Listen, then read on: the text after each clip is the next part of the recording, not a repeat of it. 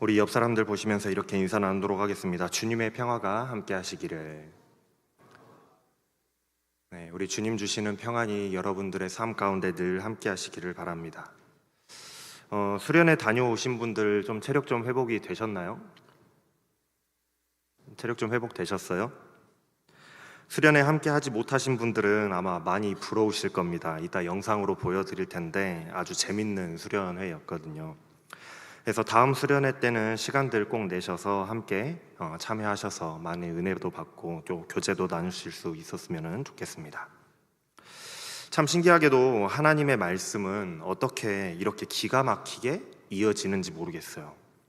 우리 수련회 주제가 질풍가도였고 믿음의 길을 달려가는 데 있어서 우리의 믿음을 가로막는, 우리의 믿음의 길을 가로막는, 우리들의 길을 가로막는 장애물이 있다라고 말씀을 드렸습니다. 그 장애물들을 뚫고 이겨내고 믿음의 길을 끝까지 달려가자 하는 게 이번 수련회의 내용이었죠. 우리가 이 믿음의 길을 달려가다 보면 이 세상의 즐거움이라는 그 장애물이 우리의 믿음을 가로막습니다. 또 때로는 부귀영화라고 하는 그 장애물이, 나의 성공이라고 하는 그 장애물이 우리의 믿음을 자꾸 가로막아요. 하지만 세 번째 장애물에 비하면 이러한 세상의 부귀영화나 또 세상의 즐거움 같은 것은 그냥 유혹에 불과하다라고 말씀을 드렸습니다. 3강의 말씀이 뭐였나요? 그래서 우리 수련회 갔다 온 분들 3강의 주제가 뭐였어요? 고난이었죠. 우리가 신앙인으로서 믿음의 길을 달려가다 보면 믿음 때문에 고난을 당하는 일들이 생겨나게 됩니다. 내가 예수님을 믿는다는 이유로, 내가 교회를 다닌다는 이유로, 내가 복음을 전한다는 이유로, 전도한다는 이유로 사람들로부터 따돌림을 당하기도 하고 무시를 당하기도 하고 심지어는 박해와 공격을 당하는 일도 생기더라는 거예요. 또 더 심하면 정말 낮은 확률이긴 하지만 생명의 위협을 당하는 일까지도 생겨나게 되더라는 겁니다. 다른 그 무엇도 아닌 단지 내가 하나님을 믿는 사람이라는 이유 때문에 그런 박해, 어려움을 당하게 되더라는 거예요. 여러분들에게 그러한 믿음의 시련이 또 믿음의 고난이 찾아온다라고 한다면 여러분들은 어떻게 하시겠습니까? 여러분들에게도 그런 고난이 찾아온다 하면 여러분들은 어떻게 하시겠냐는 거예요. 견디실 수 있겠습니까? 누군가 나를 믿음 때문에 죽인다, 또는 누군가 나의 믿음 때문에 나의 그 어떤 이익이나 이런 것들의 불이익을 가져다 준다라고 하면 여러분들 견디실 수 있겠냐고요. 대부분의 그리스도인들은 세상의 즐거움이나 세상의 부귀영화는 잘 이겨내고 돌파합니다. 이 정도쯤은 내가 포기할 수 있다, 이 정도 유혹은 내가 이겨낼 수 있다라고 이야기합니다. 그러나 이 믿음의 고난 앞에서 믿음을 포기하고 떠나버리는 사람들이 얼마나 많은지 모르는 거예요. 그만큼 고난이라는 이 장애물은요, 넘어서기가 어려운 참 극심한 그런 장애물입니다. 이처럼 극심한 믿음의 고난을 겪었던 사람 중에 한 사람이 바로 오늘 말씀의 주인공인 예레미야라는 사람이에요. 몇 주째 연속해서 예레미야의 말씀을 전하다 보니까 몇몇 청년들이 저에게 이런 말을 했습니다. 목사님, 예레미야서 언제 끝나요? 너무 길어요. 맨날 하나님이 심판하신다 하는 그 이야기만 나오니까 너무 힘들대요. 빨리 다른 말씀으로 넘어갔으면 좋겠다라고 이야기합니다. 그런데 여러분, 그렇게 날마다 백성들에게 듣기 싫은 말씀을 전해야 했던 예레미야는 어땠을까요? 하나님이 너희를 심판하실 것이다, 너희는 모두 다 멸망할 것이다, 날마다 멸망과 심판의 말씀을 전해야 했던 예레미야는 어땠겠냐고요. 사람들이 그런 예레미야를 좋아했을까요? 맨날 니들 심판받는다라고 이야기하는 이 예레미야를 사람들이 좋아했을까요? 다른 제사장과 선지자들은 아니다, 우리는 안전할 것이다, 그러니 걱정하지 말아라 하고 듣기 좋은 소리, 안심이 되는 이야기를 막 들려주는데, 또 자칭 선지자라고 하는 사람들은 그 많은 사람들이, 예레미야 빼놓고는 그 많은 자칭 선지자라고 하는 사람들이 아니다, 너희는 평안할 것이다, 그러니 안심해라 하고 이야기하는데, 나 홀로 사람들이 듣기 싫어하는 심판의 말씀을 전하고 있는 예레미야를 사람들이 좋아했겠냐고요. 다른 사람들은 다 아니라고 하는데 왜 너만 그래? 사람들이 싫어하지 않았겠어요? 그래서 사람들은 예레미야를 매우 싫어했습니다. 미워했고요, 모함했고요, 틈만 나면 예레미야를 죽이려고 했습니다. 심지어 예레미야의 친구들조차, 오늘 말씀에 친후라고 나오죠. 친구들조차도 그러했더라는 거예요. 친구들조차 예레미야를 이해하지 못했어요. 오늘 본문 말씀 바로 앞장인 20장 1절부터 16절까지의 말씀을 살펴보면 제사장 바스훌이라는 사람이 예레미야가 심판을 예언하는 것을 듣고는 예레미야를 잡아다가 때리고 수갑을 채워서 가둬두었다가 다시 풀어주는 사건이 기록되어 있습니다. 오늘 말씀 바로 앞에 이어지는 말씀이 그래요. 지금 예레미야가요, 이 바스훌이라는 제사장에게 잡혀가서 매를 맞고 수갑을 차고 갇혀 있다가 이제 막 풀려난 상황이에요. 그 상황에서 지금 예레미야가 그런 모진 수모를 겪고 나와서 하나님께 지금 하소연하고 있는 말씀이 오늘 본문 말씀인 겁니다. 예레미야가 뭘 잘못했겠습니까?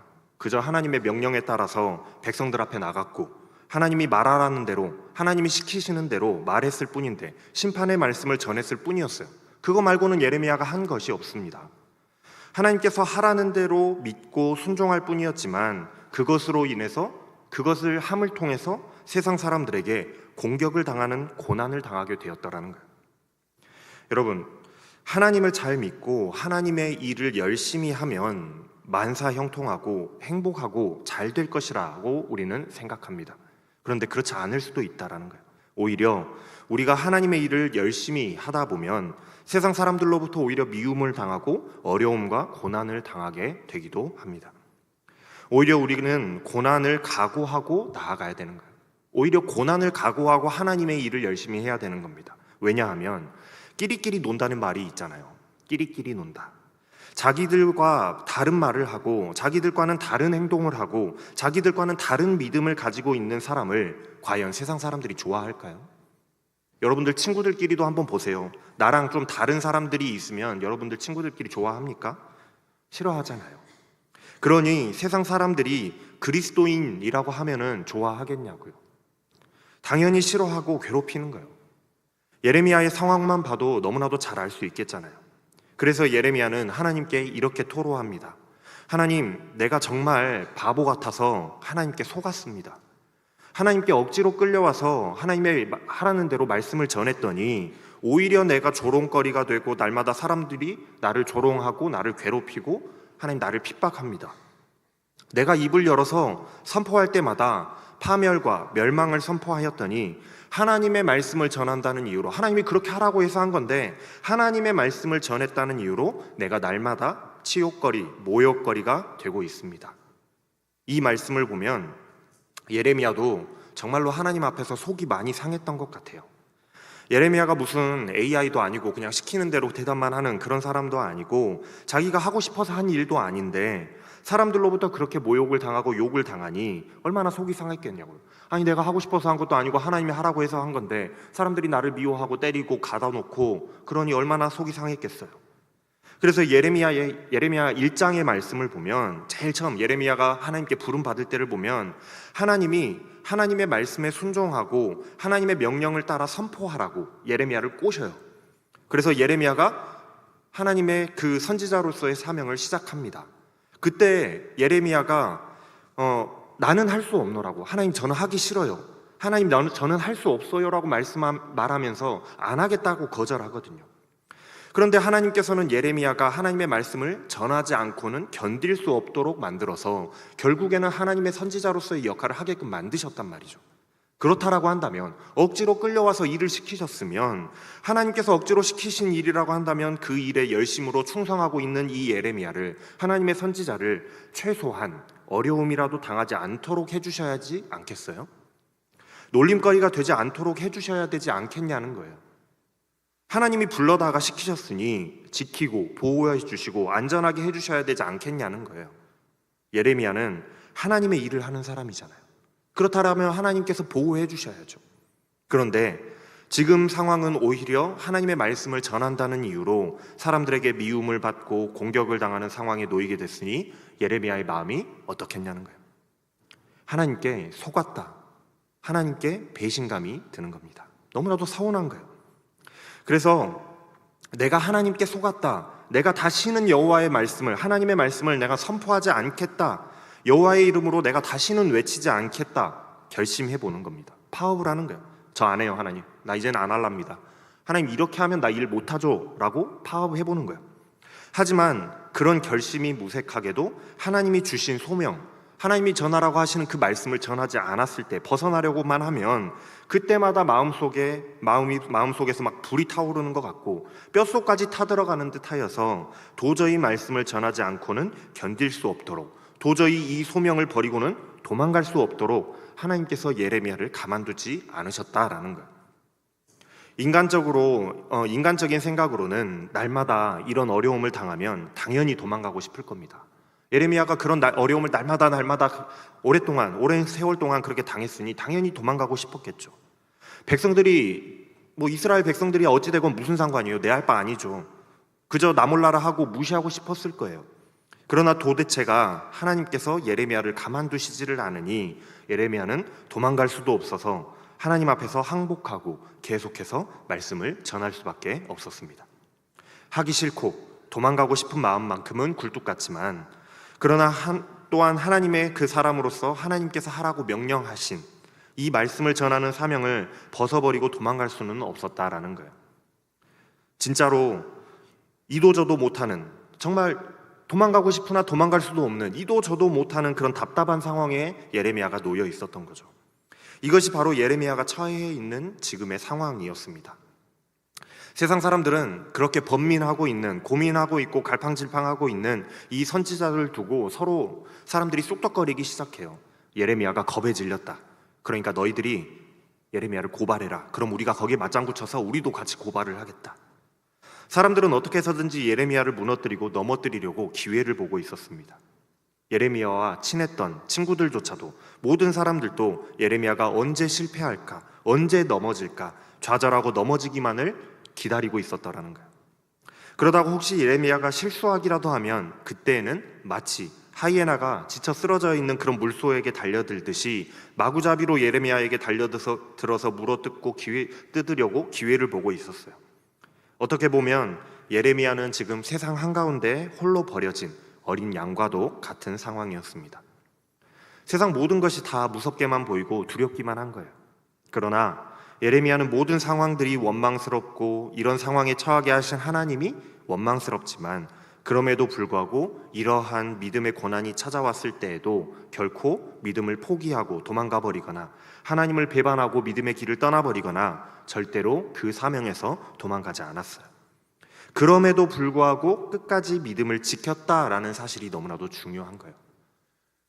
우리 같았으면 예레미야 같은 이런 어려움을 당할 때에 나는 하나님 모른다, 하나님이 나에게 하라고 하신 거 나는 모르겠다 하고 도망가 버렸을지 모릅니다. 믿음을 포기해 버렸을지 몰라요. 그러나 예레미야는 끝끝내 포기하지 않았더라는 거예요. 11절 말씀을 한번 보세요. 그러나 주님, 내가 놓여 있는 상황은 이렇지만은 주님은 내 옆에 항상 함께 하시면서 힘센 용사와 같으셔서 나를 박해하는 사람들이 힘도 쓰지 못하도록 승리하게 하실 것이니 그들이 결국 패배하게 되어서 평생 잊지 못할 치욕과 큰 수치를 당하게 하여 주십시오. 예레미야는 지금 비록 자신이 고난을 당하고 있지만은 하나님께서는 크고 놀라우신 강하신 분이라 자신을 그냥 버려두지 않으시고 결국에는 원수들을 물리치시고 멸하시고 승리하게 하셔서 결국 그들을 수치를 당하게 하실 것을, 수치가 당하는 것은 내가 아니라 그들이 되게 하실 것이라는 것을 믿어 의심치 않고 버티고 있는 거예요. 하나님, 결국에는 그들이 수치를 당하게 하여 주십시오. 그렇게 해 주십시오라고 기도하고 있어요. 그들이 그렇게 무너지는 것을 제가 보고 싶습니다. 하나님께서 그들에게 보복하시는 것을 제 눈으로 보게 해 주십시오라고 기도하고 있다라는 거예요. 왜냐하면 하나님께서 결국에는 끝내는 그렇게 하실 것이다라는 것에 대한 믿음이 있었기 때문입니다. 만군의 주 여호와는 의로운 사람을 시험하시고 생각과 마음을 돌보시는 분이시라. 나의 억울한 사정을 주님께 아뢰었으니 주님께서 들으시고 내 원수를 갚아주실 것이라는 사실을 믿기 때문이었습니다 라고 이야기하는 거예요. 그래서 13절에 이렇게 외쳐요.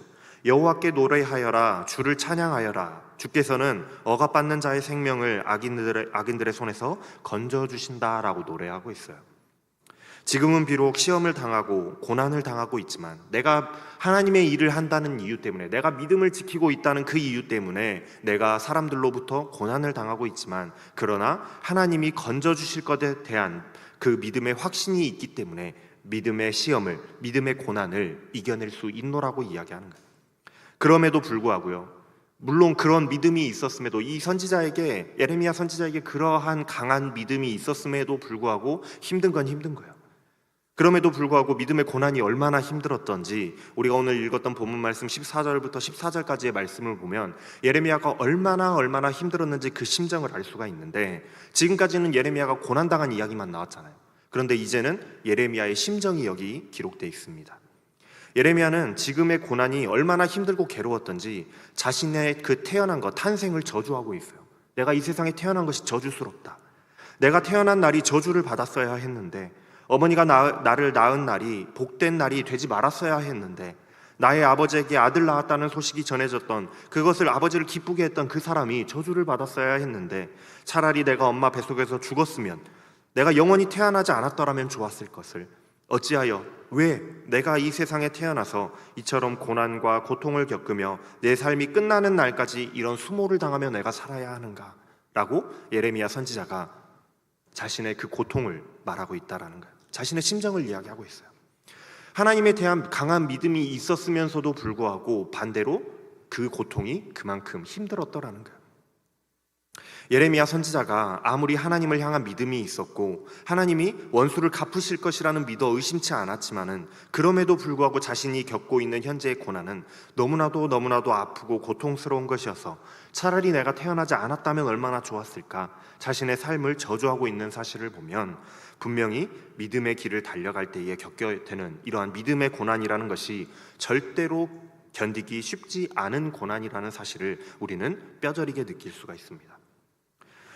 여러분, 이처럼 우리가 믿음의 길을 달려가다 보면 예레미야 선지자와 같이 믿음의 길을 달려가고 우리의 믿음을 지키려고 하다 보면 우리에게는 반드시 고난이 찾아옵니다. 우리가 믿음을 지키려고 하면 세상 사람들은 우리를 고난에 처하게 만들어요. 너는 왜 우리랑 달라? 너는 왜 우리랑 다른 믿음을 가지고 있어? 라고 하면서 우리를 고난스럽게 만듭니다. 다른 특별한 이유가 있는 것이 아니라 내가 하나님의 백성이라는 이유 때문이에요. 내가 하나님께 순종한다는 이유 때문에 고난을 당해야 하고 내가 하나님의 말씀을 전한다는 이유로 내가 전도한다는 이유로 고난을 당하게 됩니다. 그것 때문에 세상 사람들은 우리를 미워하고 괴롭히며 우리를 힘들게 만들어요. 그래서 그냥 쉽게 생각하면 내가 이거 그냥 하나님 안 믿어버리면 되지 뭐, 내가 교회 안 다니면 되지 뭐, 내가 그냥 복음을 전하지 않고 입을 꾹 다물어 버리면 되지 뭐 라고 이렇게 생각해 버릴 수도 있지만 그렇지 않다라는 거예요. 그러나 우리는 이처럼 힘들고 어려운 고난 속에서도 잃지 말아야 할 것은 하나님을 향한 믿음이라는 겁니다. 절대로 포기해서는 안 된다라는 거예요. 믿음의 저서는, 그 고난의 저서는 안 된다라는 겁니다. 예레미야 선지자가 자신의 태어남마저도 저주하며 자신이 겪는 그 고난을 너무나도 힘들어했지만 그럼에도 불구하고 하나님의 말씀을 전하며 끝끝내 이스라엘에게 심판의 말씀을 선포할 수 있었던 것은 끝내 하나님께서 승리하게 하실 것이라는 사실을 믿어 의심치 않았기 때문이라는 거예요. 비록 내가 지금은 고난을 당하고 있고 내 인생 전체를 고난을 당한다고 할지라도 우리가 하나님의 나라에 가는 그 날에는 우리가 승리하게 될 것이라는 사실을 믿어 의심치 않았기 때문에 예레미야는 끝까지 믿음을 포기하지 않고 하나님의 말씀에 순종할 수 있었던 거예요. 사랑하는 여러분, 여러분들도 이 믿음의 길을, 여러분들이 지금 열심히 길을 달려가고 계시는데 이 믿음의 길을 달려가다 보면 반드시 고난이라는 것을 만나게 되실 겁니다. 그냥 겪는 고난이 아니라 누군가로부터 그냥 미움을 받는 게 아니라 믿음 때문에 겪게 되는 고난을 말씀드리는 거예요. 믿음의 길이 순탄하고 행복한 길이 될 거라고 여러분들 너무 기대하지 마십시오. 믿음의 길은 고난의 길이 될 것입니다. 세상과 다른 길을 간다는 것은 세상이 우리와 적이 된다라는 것을 의미하기 때문에 여러분들이 하나님의 길을 가려고 노력하고 하나님을 더욱더 굳게 잡으려고 하면 굳게 잡으려 할수록, 또한 여러분들이 세상과 다른 목소리를 내면 낼수록, 그리고 하나님의 복음을 열심히 전하면 전할수록 세상은 우리를 더욱더 거세게 공격해 올 거라는 거예요. 하지만 여러분 너무 힘들어하거나 그런 고난을 당할 때 너무 염려하거나 너무 고통스러워하지 마시기 바랍니다. 아무리 힘든 고난이 우리에게 찾아오고 심지어 내가 왜 태어났을까? 이럴 거면 차라리 죽고 싶다. 하나님 나를 빨리 데려가 주세요. 포기하면서 기도하고 싶을 그때라도 하나님께서는 여러분과 함께 하시며 지키시며 도우시고 새 힘으로 일어나서 달려가게 하시는 하나님이시기 때문에 여러분들이 함께 동행하시는 하나님이 나와 함께 하신다라는 사실을 믿고 포기하지 마시기 바라요. 우리가 성경에서 굉장한 능력을 행했고 또 불병거를 타고 하늘로 올라간 위대한 선지자에 대해서 알고 있습니다. 엘리야 선지자예요. 정말 이 엘리야 선지자는 많은 능력을 행했고 강인했으며 하나님의 정말 위대한 하나님의 사람이었지만 이런 엘리야는 힘들지 않았을까요? 성경에는 정말로 이 사람이 수많은 이방의 우상 숭배자들, 제사장들을 다 쳐 죽이는 굉장한 그런 능력을 보여주지만 그렇지만 이 사람이 힘들지 않았겠냐고요.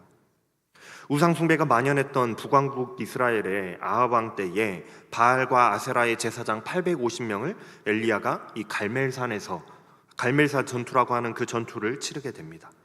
너무나도 우리가 성경에 기록된 위대한 전투 중에 하나고 대승을 거둔 전투라서 우리는 엘리야가 정말 힘들었을 거다라는 생각을 하지를 못해요. 어마어마한 전투였는데 힘들었을 거라 생각을 하지 못합니다. 하지만 그 전투에서 엘리야가 승리하긴 했지만 엘리야는 왕과 왕비의 눈을 피해서 도망하는 도망자의 신세가 됐어요. 광야 길로 도망 다녀야 했습니다. 그때에 지친 엘리야는 광야의 한 로뎀나무 아래에서 쓰러져 앉아서 하나님께 이런 기도를 해요. 하나님, 이제 다 끝났습니다. 나의 목숨을 거두어 주십시오. 이런 기도를 해요. 도망치다 얼마나 지쳤던지 나무 아래 쓰러져 앉아서 이런 기도를 했다라는 거예요. 성경에는 엘리야가 하나님께 죽기를 간청했다라고 기록하고 있습니다. 하나님, 나 죽여주세요 라고 기도했다는 거예요. 얼마나 힘들고 고단했으면 하나님 차라리 나를 죽여주십시오 라고 기도했을까요? 그렇게 죽기를 기도하다가 지쳐 쓰러져 잠이 든 엘리야에게 하나님께서 또 천사를 보내시고 먹이시는 거예요. 먹이시고 힘을 내어서 다시 일어나 달려가라고 말씀하십니다. 이제 너 충분히 했다, 쉬어라, 다른 사람을 시킬 게가 아니라 다시 일어나서 또 다시 달려가게 하신다는 거예요. 아직도 갈 길이 많이 남아있다라고 위로하시면서 힘을 북돋아 주십니다. 그리고 다시금 백성들에게 나아가서 하나님의 말씀을 전하게 하세요. 사랑하는 여러분, 우리가 믿음의 길을 달려간다라는 것은요, 절대로 쉽지 않습니다. 수많은 고난이 우리를 넘어뜨리려고 할 겁니다. 그리고 우리가 하나님의 말씀을 따라서 복음을 전하는 자들이 되려고 한다면 그 고난은 더욱더 우리들에게 극심하게 다가올 거예요. 그냥 나 혼자 잘 먹고 잘 살고 나 혼자 믿음을 잘 지키고 나 혼자 교회 다니려고 하는 때보다 여러분들이 복음을 전하려고 하시면 더욱더 심각하게 고난은 찾아올 거라는 거예요. 예레미야와 같이 또한 엘리야와 같이 차라리 내가 죽고 싶노라고 내가 태어나지 않았었다면 좋았을 것을 이라고 후회하는 삶이 될지도 모릅니다. 하지만 여러분들 그때마다 기억하십시오. 하나님께서는 그때에도 그런 순간에도 항상 여러분과 함께 하시면서 여러분들을 먹이시고 힘주시고 도우심으로 다시 일어나 달려가게 하신다는 사실을 여러분들 기억하시기 바랍니다. 잊어버리지 마세요. 그리고 하나님의 말씀을 또한 다시금 전하게 하신다는 사실을 기억하시길 바라요. 그리고 때가 되면 원수들을 멸하시고 승리하게 하셔서 영광스럽게 하실 것을, 우리를 영광스럽게 하실 것이라는 사실을 여러분들 기대하시길 바랍니다. 끝까지 참고 인내함으로 믿음을 지켜서 하나님의 말씀을 전하는 선지자들과 같이 여러분들이 이 시대에 선지자가 되어서 고난을 이겨내시고 하나님께 영광과 존귀함을 얻는 자들이 다 되실 수 있기를 바랍니다. 기도하겠습니다. 우리의 승리자 되시는 하나님, 그리스도인으로 살아가다 보면 선지자들이 그러했듯이 극심한 믿음의 고난을 당하게 된다는 사실을 또한 오늘 말씀을 통해서 배웁니다. 세상과 다르기 때문에, 그들과는 함께할 수 없기 때문에, 우리가 하나님의 말씀을 전하기 때문에 세상은 우리를 미워하고 공격하지만 그러한 고난 중에도 하나님을 향한 믿음을 잃지 않고 우리의 믿음을 끝까지 지키고 하나님의 말씀을 세상에 전하여서 마지막 때에 하나님의 그 칭찬과 존귀와 영광을 얻는 자들이 모두 다 되게 하여 주시옵소서.